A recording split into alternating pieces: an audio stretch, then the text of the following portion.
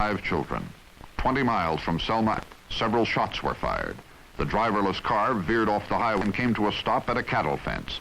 Mrs. Liuzzo was dead. Arrested and charged with murder were 3 alleged members of the Ku Klux Klan. One was tried, and the jury was unable to reach a verdict. This is an earthen dam, the temporary grave of 3 civil rights workers, 2 white, 1 Negro, Mickey Schwerner, Andrew Goodman, and James Chaney, beaten and shot to death. Among those indicted for this triple slaying were 6 men identified as members of the Ku Klux Klan. None has been brought to trial. In this automobile, Reserve Lieutenant Colonel Lemuel Penn was killed by a shotgun blast while riding through Colbert, Georgia. Arrested for this crime were 4 Knights of the Ku Klux Klan. 2 Klansmen were tried and acquitted.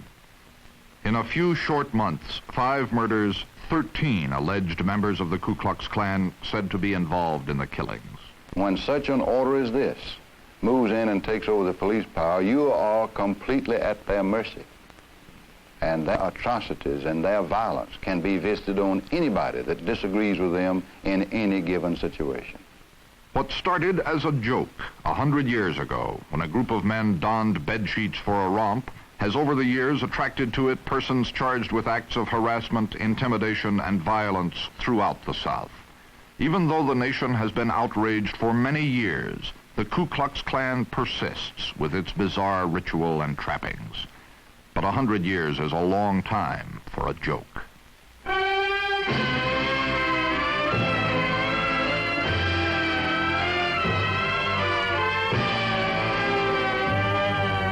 CBS Reports presents the Ku Klux Klan, the Invisible Empire. Here is CBS News correspondent Charles Kuralt. Good evening. The Ku Klux Klan is a secret organization that has been allowed to exist in this country. Virtually every president of the United States in the past century has said the Klan has little regard for constituted authority. President Johnson, following the murder of Mrs. Liuzzo in Alabama, defined the Ku Klux Klan as a hooded society of bigots and warned Klansmen to get out of the Klan and return to a decent before it is too late. It is Sunday, the morning after a Ku Klux Klan meeting in Durham, North Carolina. These men are members of the United Klans of America, Knights of the Ku Klux Klan, one of the most exclusive organizations in America. It excludes many Protestants, all Roman Catholics, Jews, Negroes, Spanish Americans, Puerto Ricans, and anyone else who, according to the Ku Klux Klan, is not 100% pure American. I don't hate niggers, man. I don't associate with niggers. On the other hand, I don't associate with common white trash or Jews or Catholics, if I can help it. This is the Grand Dragon of the North Carolina realm of the United Klans, J. Robert Jones, former sailor, bricklayer, lightning rod salesman. He now reportedly rules over more than 50 claverns, or chapters, and their 7,000 dues-paying members. I think the nigger has rights in this country. He should have equal rights, but separate rights. It's worked for 100 years in the South, and I think it will work now. But if you was the nicest fella in the world and Lyndon Johnson said I had to associate with you every day, I'd tell Lyndon Johnson to go straight to hell because I would not associate with you. This is the Grand Consul, the late Matt Murphy, who until his recent death was Chief Legal Counsel of the United Klans. His favorite targets were the Negroes, Jews, the Federal system, and international bankers. I had made speeches before the United Klans of America, and they were the only organization that ever went on record after I had talked for 2 solid hours on the viciousness of the Federal Reserve Corporation and how it has built the taxpayers and American citizens out of all the money, and that Great Britain has removed the bank from the international bankers, and their bank is back under the crown. This is a Nighthawk of the United Klans in North Carolina. A Nighthawk is responsible for the security of a clavern. Why did you join the Klan? Well, I've got a wife, 5 kids. I think that's enough reason. I want them to have a country to be raised up in like I was. I wasn't forced to go to school with niggers. I wasn't forced to eat with them. And I want them to have at least the right that I had. The disarmament act. This is Mr. Outlaw. Wherever Jones goes, Mr. Outlaw, the Grand Klexter or guard, is at his side. In the group are the 3 defendants indicted for the killing of Mrs. Liuzzo. Eugene Thomas, William I Eaton, don't have but one member. and Cully Leroy Wilkins. These men had little to say. They preferred listening to their counsel, Matt Murphy, Jr. I read in my history books that the nigger man, the nigger race, was an inferior race. And that was a history that was taught me when I was in school. That hadn't been too long ago. They always have been, they always will be. Well, where do you think the money is coming from behind the civil rights movement? From the Communist Party, from the Zionist Christ-killing Jews. And I say Christ-killing Jews because they have not been a flood since they crucified Christ, and their relatives can be traced back to the ones that's running the streets today. What about the role of the Catholics in this, Mr. Jones? The reason Catholic cannot get in this organization, his first allegiance is not to the United States of America. His first allegiance is to the Pope. They believe that the church should rule the government with the Pope at the head. And if they're right, there's a bunch of people in this country that are wrong. Let me say this. We have never had a drop of blood spilled between a white man and a black one in any town in North Carolina that we had the Klan organized. And we're doing our best to keep down trouble. But my people everybody in this country is organized with the exception of the white Protestant Gentiles. Your niggers have your Knights of your NAACP in court, along with your sorry white trash. You've got B'nai B'rith for your Jewish people. Your Knights of Columbus, which is a secret fraternal order, as they say, and nobody's ever talked about investigating that, which they should, in here. But the white Protestant Gentile, the only hope and the only salvation that they have left in this United States today is the United Klans of America Incorporated. We saved the South twice, or the Klan has, and it looks like we're going to have to do it again. One important Ku Klux Klan official was not at this meeting, the Klan Clud, or chaplain. But there was a Clud in action the night before. You got a bunch of people standing right over here with the cameras and their news things. Half of them ain't got enough backbone to get them a job and go to work. And there might be some good ones in the crowd. I want to tell you, fellas, I'm just telling you, you fellas right over here, they'll print half of the story. They ain't got enough backbone to tell the truth, so anybody's a liar or the devil, you're going to die and go to hell without God. Yes, all you FBI agents want to check the Klan and investigate them. I live on 209 Mendota Avenue, Lexington, North Carolina, and my name is Roy Woodle, and I'm not ashamed to be a Klansman. Amen.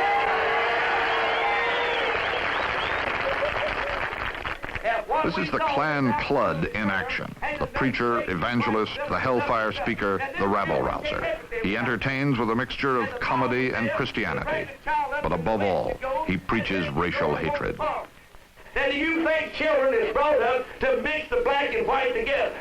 Do you know your horse won't mix with your cow, your dog won't mix with your hog, and you tell me white people has got a mind and can't think no clearer than that?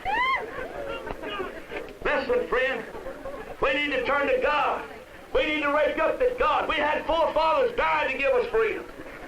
Our forefathers walked barefooted in the snow and fought and died to give us freedom. And now here we sit back because we got a dictator in the White House, a dictating, and you sitting your money down out of bed and ain't willing to stand up and be counted like a man or woman. It takes a man to stand and be a man. Anybody can go down to nigger town and commit adultery with a nigger, but it takes a Christian, a man to stand for God. Let me call you farmers to attention to a few things. You raise hogs, and you know when the old hog has a gang of little pigs, she'll try to protect them. You'll know the dog, when they have a gang of pups, they'll try to protect them. And you tell me you got a gang of white children running around in your yard, and you're going to stand by and see them sold out to a bunch of niggers. God help you to wake up and try to do what God would have you do. Protect your own. Act like a decent person. And then if you don't want to do that, don't be a half-handed hypocrite. Don't be one-sided. Go into nigger town, forget about it. The Klan was born 100 years ago in Pulaski, Tennessee, as a 6-member social club. But 6 years later, the Klan had 500,000 members, and the burning cross, the Klan trademark, became a symbol of the violence it used to keep the newly freed Negroes in their place. In 1915, D.W. Griffith produced and directed what has been called the first great feature-length motion picture, The Birth of a Nation, whose subject was the Ku Klux Klan. Today, this film, made 50 years ago, is still shown to Klansmen as the classic example of what other generations of Southerners did to protect white supremacy. These are some scenes from The Birth of a Nation. chance witnessing of two white children under a bedsheet scaring a group of Negro children is depicted as the birth of the idea for the Klan.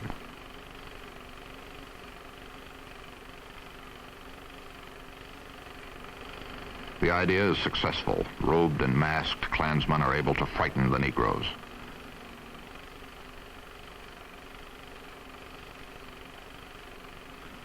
In a fight, the Negro sought for scaring a white girl and causing her to jump from a cliff to her death, kills a white man.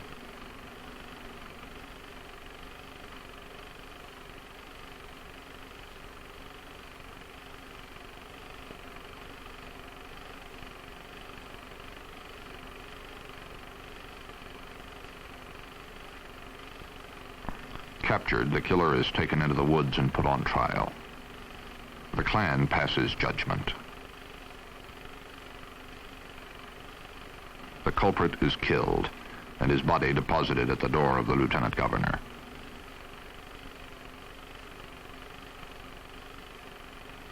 In the same year the Birth of a Nation was first released, a new leader rose to head the Klan. William Joseph Simmons, one-time salesman of ladies' garters, in this rare newsreel film, leads his followers up Stone Mountain in Georgia for the first initiation ceremony of the reincarnated Klan.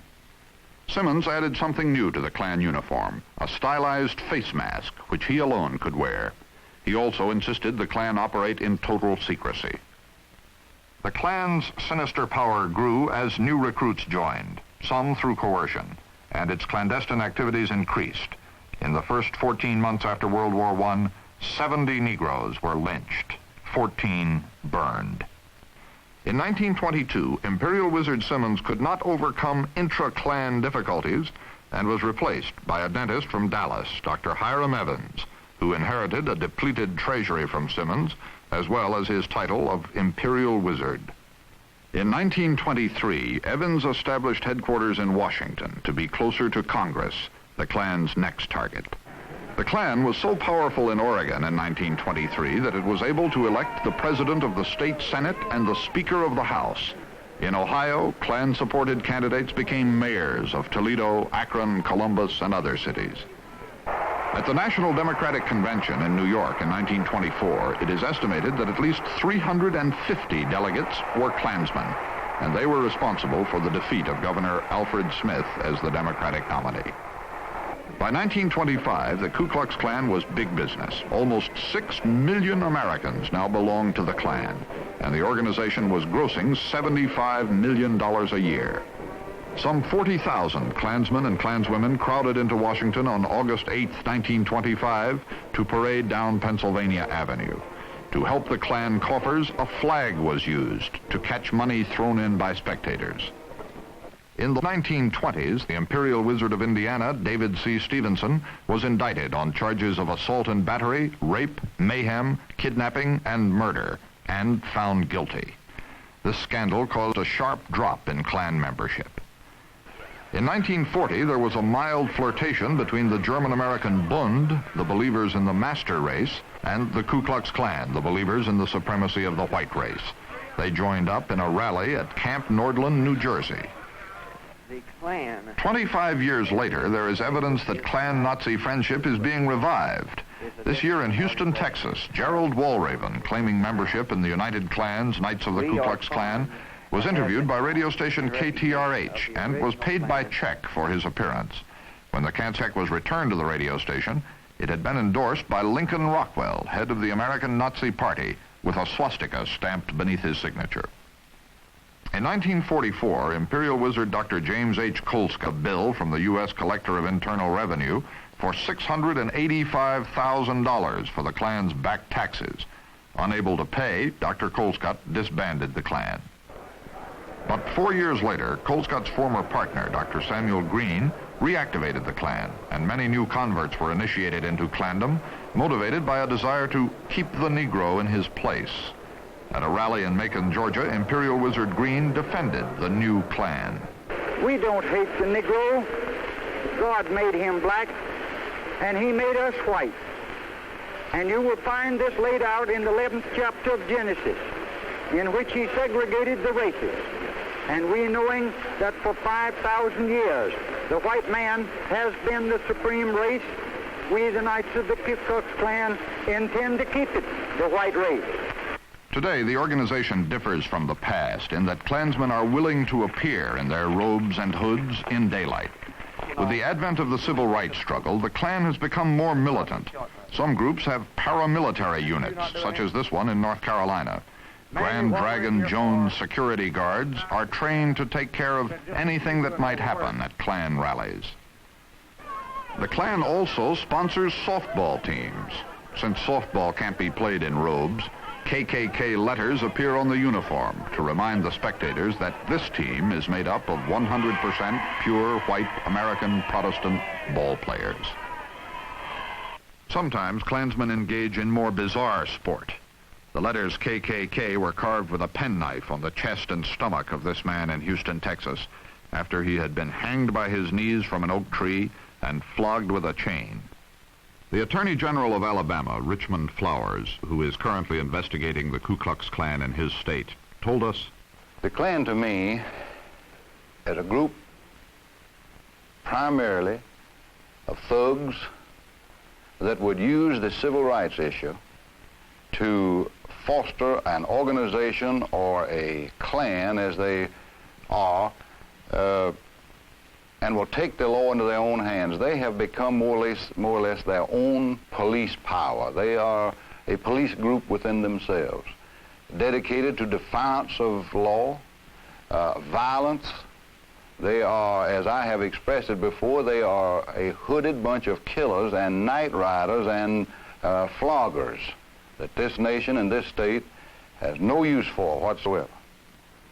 The strength of the Ku Klux Klan is difficult to estimate. Among its many secrets is the actual membership total. Students of Klan affairs say there are at least 30 to 50,000 active members. But there are probably as many as 1 million or more Americans who are strongly sympathetic to the aims of the Klan and who, if pushed to a decision, would join the Klan. When a 100% pure white American citizen applies for membership, his application is carefully checked. If accepted, he can then leave what the Klan calls the alien world and become a member of the invisible empire. For the first time in Klan history, CBS News cameras filmed part of a secret initiation ceremony at a cavern in Georgia. Filming had to be done with available light, and the only parts of the ritual we could not film were the secret handshake, the password by which Klansmen identify themselves to each other, and the secret oath of allegiance to the imperial authority of the Klan. This is the ceremony we filmed.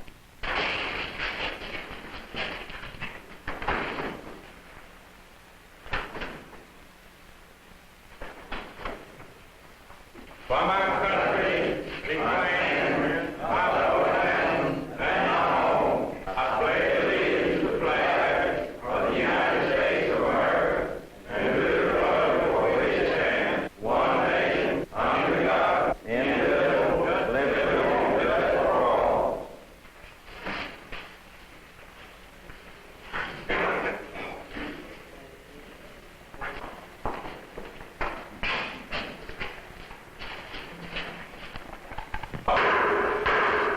Five initiates appeared before an exalted Cyclops, a Clocard, Clud, and Clagrap, corresponding to a president, lecturer, chaplain, and secretary. The men were presented by the Clocard, and they had been checked out by the Clocan, or investigating committee.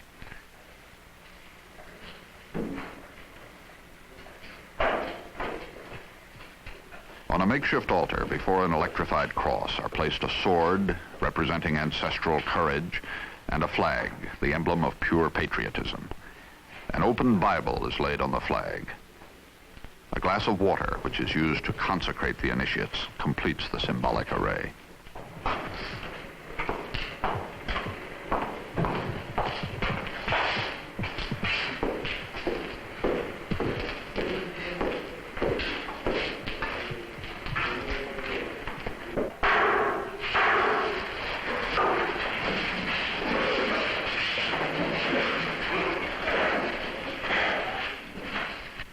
Clarego, or inner guard, sits at the door.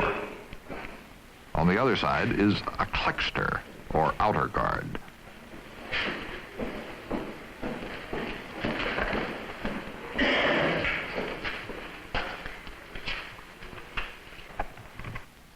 guard and 2 assistants report to the exalted Cyclops. Your Excellency, sir, 5 men in waiting have each duly qualified in our tavern during duty, Mr. K. request for citizenship in the invisible empire, United Clans, Knights of the Ku Klux Klan. Faithful Coast Guard, you and your assistants will resume your stations. We have the order. Follow me and be proof. Forward. Halt! You'll stand in silence and take heed to a clan prayer. God give us men who can stand before you, demagoguing down his precious flattery, tall men, sun-crowned, who live above the fog and courage and private thinking. For while the rabble with its unworn creed, their large professions and their little deeds mingle in selfish strife. Lo, freedom we, wrong rules of land and waiting justice plead. God give us men. Right face, hard. Left face.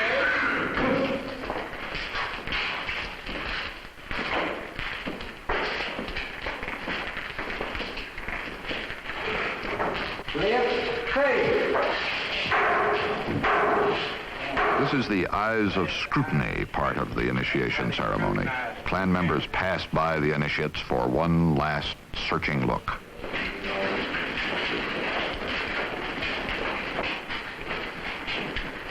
You may pass on. Right? Hey! Forward, march! In this room, the initiates swear allegiance to the clan above all things. The secrecy and ritual of these meetings, which seem almost laughable to the outsider, have a grimly serious purpose. Because of its secrecy, the clan can hold sway over a community.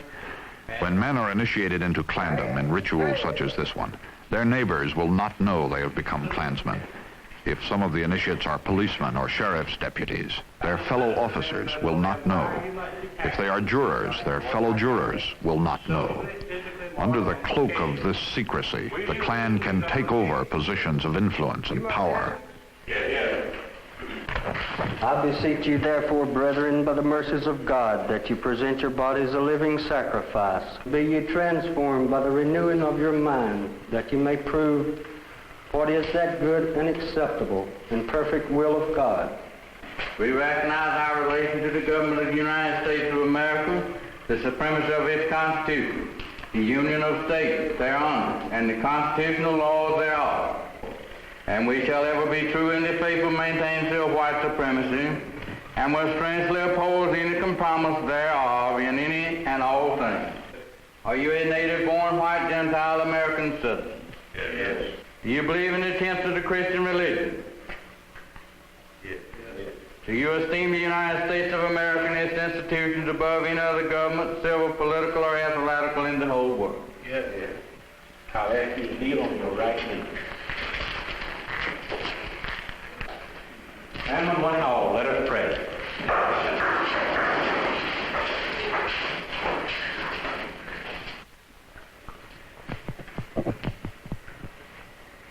Sirs, you may now rise.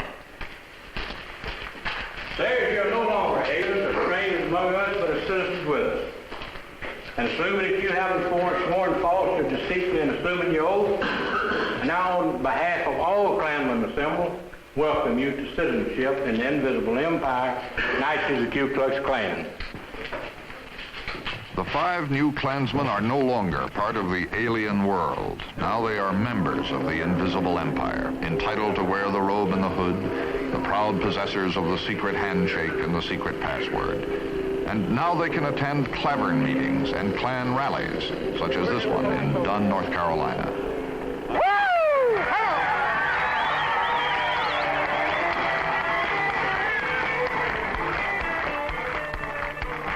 Clan rally has many elements of a carnival. It's an outing for the family. Children start attending these outdoor meetings at an early age. Robes for the youngsters are made by mothers and follow the pattern of adult robes. Rallies always have entertainers, and their material is Klan-tailored for the audience. This entertainer recites a poem. The saddest story ever told. When a white girl marries a Negro, her sun of light goes down, and glaring spots of sin appear on her wedding gown. And white and black men stand aghast while viewing this strange role, and mutter, they will wreck themselves and damn each other's souls. 3 days and nights she felt black lips press smug against her own, and on the fourth her troubled soul let out a frightened groan. And so I've staggered through my days far from God's love and grace, till now I know no black man lives can take a white man's place. Thank you. The featured speaker is usually a well-known personality. At this rally, it was the late Matt Murphy, Jr., Imperial Consul, or Chief Legal Counsel of the United Clans. And I'll tell you this, and go to your congressman, ask him what to do, and tell him what to do, because they're about to pass a bill out there that if you strike your civil rights worker, it's a federal offense, and they'll hold you before a federal court and take you to the most favorable county they can find and cut your head off if they can. And when I say cut your head off, I mean they'll send you to the federal penitentiary. That's the way they're doing it. That's the way they call the shots. So for God's sake, get your congressman, and if he doesn't do it, elect somebody that will fight such a bill as that. As extra added attraction, Matt Murphy introduced the 3 men indicted for the murder of civil rights worker Mrs. Viola Liuzzo. Mr. W.O. Eaton. Mr. Eugene Thomas. The boy who stood under the battle guns, Collie Leroy Wilkins.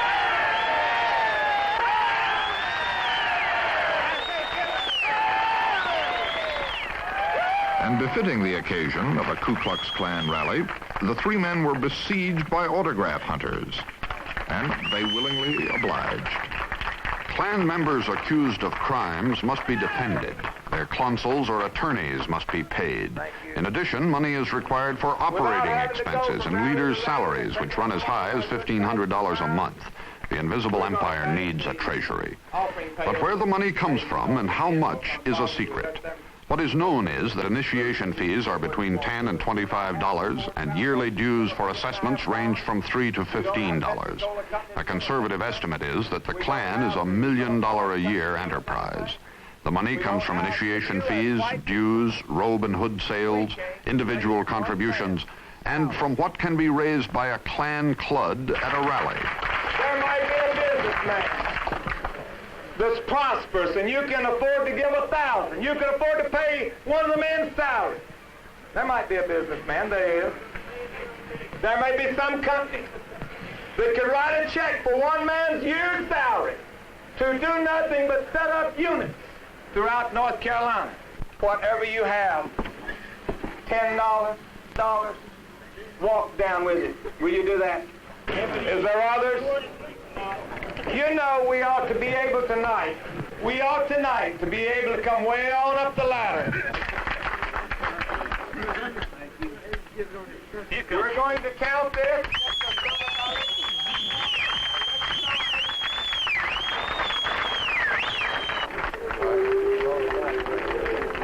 The men and women in robes receive torches, and the parade around the Kuklos, or circle, begins.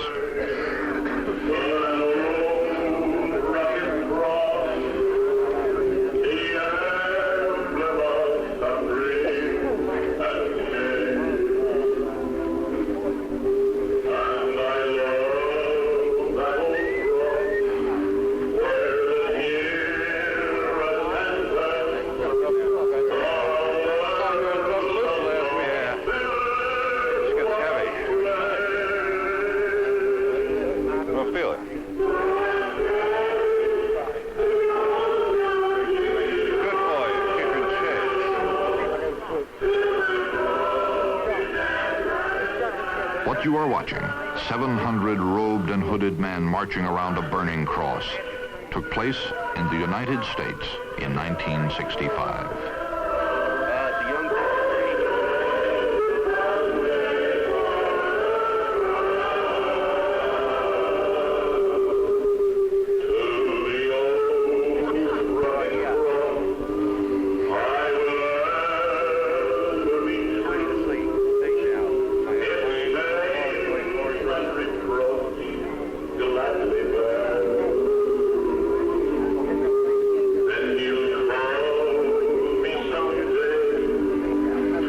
Klan leaders are sensitive about the reputation the Klan has for intimidation and violence. In an attempt to erase this image, they have adopted a new policy which in effect says, look at us, we are a fraternal organization. We have nothing to hide. Imperial wizards and grand dragons no longer avoid the press. Klan leaders sport crew cuts, button-down collars, and well-tailored suits. The most publicized and best organized Klan leader is Imperial Wizard Robert Shelton of the United Klan's Knights of the KKK. Shelton spends much of his time in his Tuscaloosa, Alabama office, constantly listening to tape recordings of Martin Luther King Jr. while he examines pictures of civil rights demonstrators. Those he can identify are circled and filed. Shelton explains why. We have a division, an organization called the KBI, the Klan Bureau of Investigation, and I might add it is pretty effective. We're able to uncover a lot of evidence that other departments might miss. The Klan says it does not advocate intimidation, harassment, or violence, that it is a peaceful organization. Let us take a look at some proven Klan activities. In the small community of Gray, Georgia, the only movie theater in town permitted Negroes to sit in the balcony. The Klan decided this was not a healthy thing for the white people, and every Friday night, 50 carloads of robed Klansmen circled the theater. Today, the movie house in Gray, Georgia is closed. A victory for the Klan.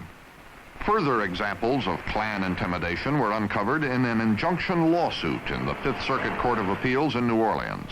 The hearings revealed that in Bogalusa, Louisiana, sometimes called Klantown, USA, some of the city's estimated 1,000 Klan members were auxiliary policemen.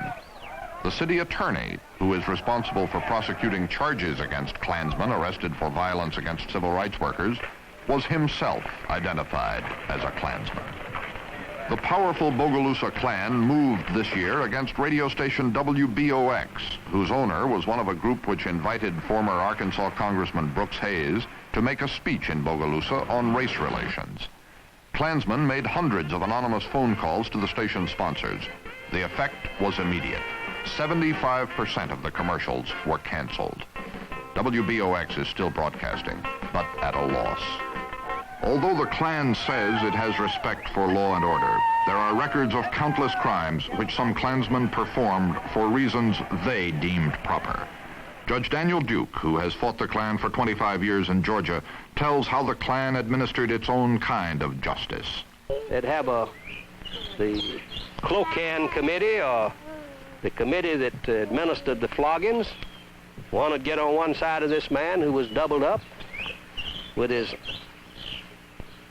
wrist handcuffed to his ankles, who had been taken from his home, he thought, by a legal warrant, and who had, unknown to him, been reported by someone to be a labor organizer, and they equated that to communism, and then they equated that to race mixing, and they would usually equate that to, say, some Jewish person was back of it, and a multiplicity of things, anything that appealed to hate, prejudice. They'd take this man and they would beat him unmercifully. The Ku Klux Klan does not stop at floggings. 8 years ago in Birmingham, Alabama, a group of Klansmen committed the most heinous crime short of murder. As a warning to civil rights leaders, they abducted this man and castrated him. They hit me in the back of the head, told me to lay down, and they all grabbed me, stretched me out. Well, one stood on this arm and one stood on this one, and one caught my leg and spread it apart. Then he got help from the other one, and they spread my leg apart. The boss ordered him to do your way, and they went to cutting on me. When they got through cutting me, they put turpentine on me. Said I wasn't hollering. Put turpentine on to make it hate more. I don't believe they're human. But not only individuals suffer at the hands of the Klan. Sometimes whole cities are victims. In one large city, there is evidence that Klan-inspired violence touched off one of the most vicious racial riots in recent history. The place was St. Augustine, Florida. This Klansman was primarily responsible for what happened. Reverend Connie Lynch is probably the most effective rabble-rouser and preacher of bigotry the Klan has to offer. Most people would kill you if you put a Jersey bull in among their white-faced Herefords. They'd shoot you. But they tell me that I don't even have the right to fight to protect the white race. Let these black bucks come in. They said it was going to be settled in the bedroom. Well, I got some news for them. There may be some bedroom cases, all right, but when the smoke clears away, there won't be no bedroom cases. Little Rock, Oxford, Birmingham, Albany, Georgia, Bogalusa, Louisiana, Connie Lynch was there. And when racial violence was predicted for St. Augustine, Florida, Connie Lynch went there, too. Negroes were trying to integrate the bathing beaches, and the Florida Advisory Committee to the U.S. Civil Rights Commission warned that the city was becoming a racial super bomb with a short fuse. When the police stand up on the corners and hit the white fellas in the stomach with the black jacks standing on the corner, and the white people got to march in there and fight. The tempo of violence increased rapidly in St. Augustine. The Klan paraded in the streets, unmindful of the rain.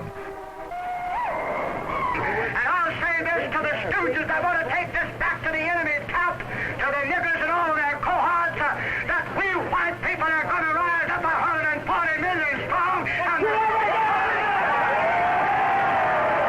On the night of June 25th, 1964, the fuse burned down and the racial bomb exploded. St. Augustine was the scene of a frightening riot. Scores of people were injured, 19 hospitalized. Connie Lynch had done his work. I spoke for the white people. The white people rallied behind it, and we kicked the living hell out of the niggers, sent the out-of-town niggers to the hospital and out of the state, put back to their own hometowns where they ought to have been, and the niggers in St. Augustine got quiet and went back over nigger town where they belong. These examples of Ku Klux Klan activity are not unusual. For the past 100 years, the invisible empire, this self-proclaimed second national government, has reserved to itself police authority and the right to correct what it considers wrong. Although some Klansmen have been apprehended and tried for their crimes, the fact remains that the perpetrators of more than 225 bombings and 1,000 acts of racial violence, reprisal, and intimidation in the last 10 years have not been arrested. The problem is that law enforcement itself is often in the hands of authorities who either belong to or sympathize with the Ku Klux Klan. The publisher of the Atlanta Constitution, Ralph McGill, explains why citizens are powerless to protest in such situations. In the small community, you too often find that the sheriff is a member, or that the deputies are members, and the poor white man, or more particularly the poor Negro in a small community, he well knows that protection at all, that the law isn't going to help him because the law is more often than not in the Klan or sympathetic with it in the small southern community. The Klan is not a single, strongly organized group. It is composed of splinter groups fighting each other for new members and new territory. On Memorial Day weekend, Robert Shelton's chief rival, James Venable, head of the National Knights of the KKK, took his Klan north to a site 25 miles from Cincinnati, Ohio. Both Venable and Shelton believed the whites in the north, worried about Negro civil rights demands in their own communities, are ready to embrace the Klan. This was the first open Klan rally in Ohio in more than 30 years. The fact that the Klan is getting bolder was demonstrated by the site which was selected, right alongside Superhighway 75. Klan robes, many of which had been stored away for years, were put out for an airing. Since the building of a cross for the Klan ritual requires skill, out-of-staters volunteered to hammer the cross pieces, wrap the burlap carefully, and then soak their handiwork with a mixture of gasoline and motor oil, a half gallon of gasoline and 5 pounds of oil for every foot of the cross.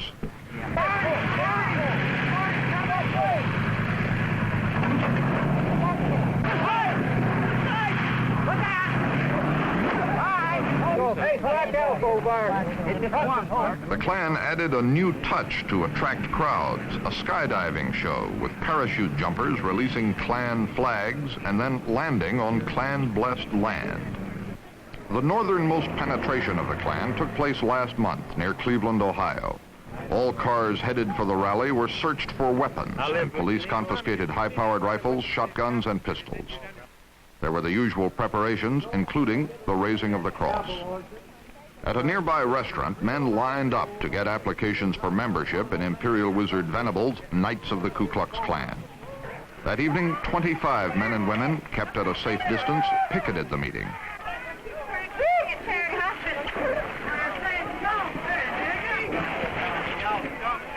The burning of the cross was the high point of this rally, only 21 miles from Cleveland. Does the invisible empire have a right to continue its activities, either in the North or the South? In our democracy, freedom of speech must be accorded this organization. Klansmen have a right to meet and wear uniforms. If the Klan is a fraternal order, it should enjoy the privileges of other orders. But the truth is that among all such organizations, only the Klan has a history of violence. Lawmakers have not ignored the Klan. 22 states have passed laws prohibiting the wearing of masks in public, and 52 southern communities have outlawed masks and cross burnings. But even these laws have been ineffective. Klansmen can still legally wear masks and burn crosses on private property. They still intimidate and harass citizens. Now, the Office of the Attorney General is working on new anti-Klan legislation commissioned to Congress. Attorney General Katzenbach was asked what form this legislation might take. Well, I think it could take a number of forms. One would be to follow the analogy with respect to the Communist Party and to seek full disclosure of their membership and a listing of the Klan and its members and its officers as a sort of glare of publicity. Another approach, perhaps a better approach, would be to follow the pattern of the existing laws, but to expand their scope of federal jurisdiction under them and to increase the penalties under them so that the federal government could get a more deep involvement. We've put up with the Klan for 100 years in this country. How long is it going to take for us to see the end of the Klan? I don't know when we'll see the end of the Klan. I think the end of the Klan is any kind of an effective organization of any sort at all is within sight. I doubt that the Klan is going to be a very effective force anywhere as 10 years from now. Earlier in this program, we showed Reverend Roy Woodall, a Klan Clud, in action. A few days ago, Woodall quit the United Klans Incorporated. Last week at his home near Lexington, North Carolina, we asked him why. Well, if people would just check the record and see this now, who is leading the Klan and what are they and what do they stand for? That would be a logical question. So take in the individual, what if he be in the Klan or out, check the leadership. Say, for example, we have people was painter contractors. As far as I know, failures. We have people was insurance agents. As far as I know, failures.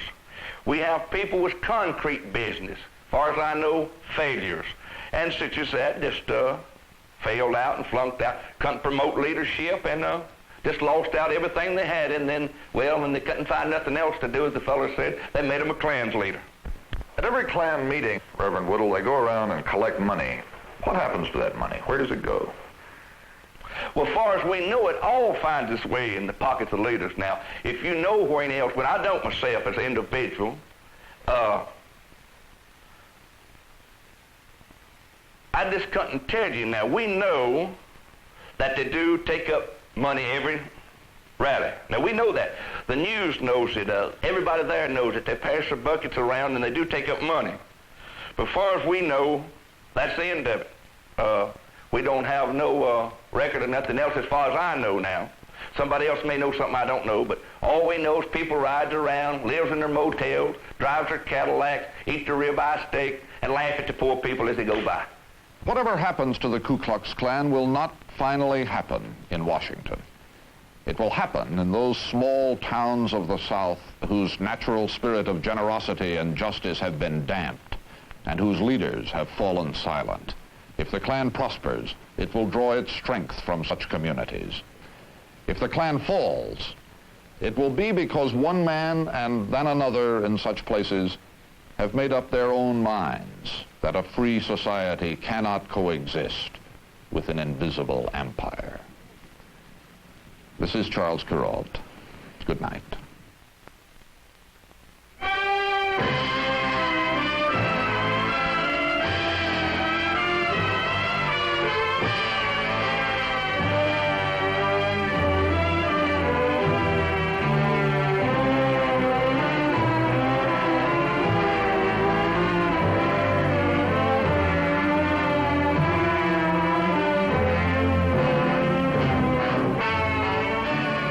Klux Klan, the Invisible Empire, was filmed and edited by the staff of CBS Reports under the supervision and control of CBS News.